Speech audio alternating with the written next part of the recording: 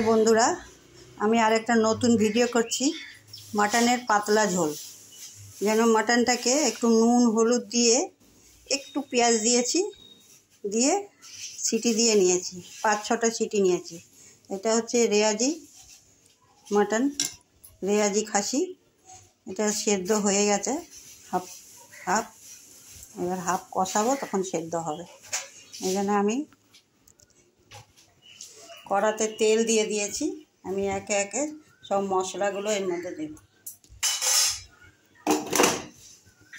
আমি তেলে প্রথমে পেঁয়াজ দিয়ে দিচ্ছি, বেশি পেঁয়াজ দেব না, পাতলা ঝোল করব।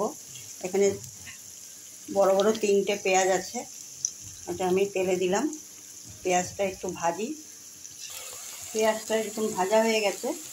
আমি এইটা একটা মিক্সিতে মশলা করেছি।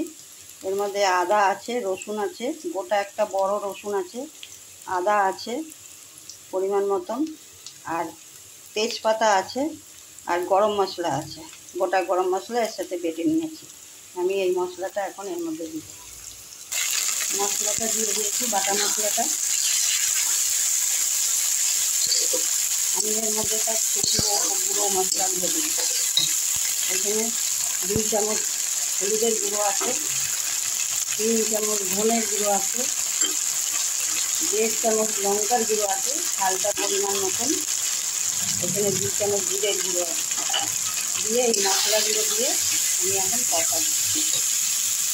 দেখুন মশলাটা কষানো হয়ে গেছে। এর মধ্যে আমি সেদ্ধ করা মাটনটা দিয়ে দিই, দিয়ে এটাকে কষাবো।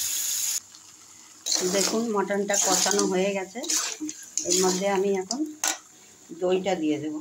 আঁচটা কমিয়ে নিয়েছি দইটা দেওয়ার সময়, যাতে দইটা কেটে না যায়।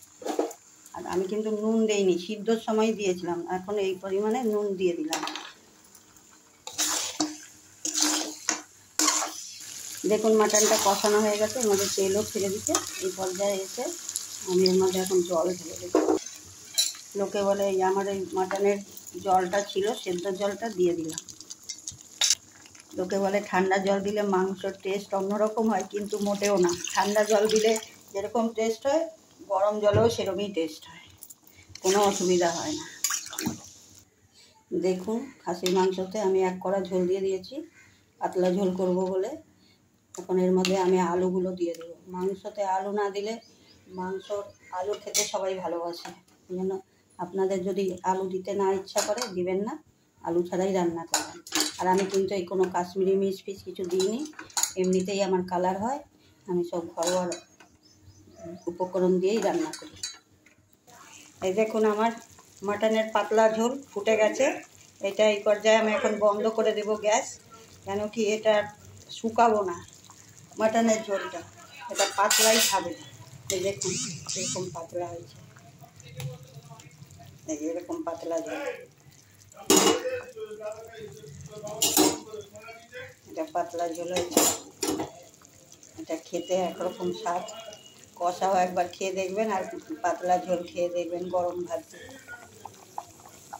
এই দেখুন খাসির মাংস পাতলা ঝোল হয়ে গেছে। কালারটা দেখছেন কত কালারফুল হয়েছে।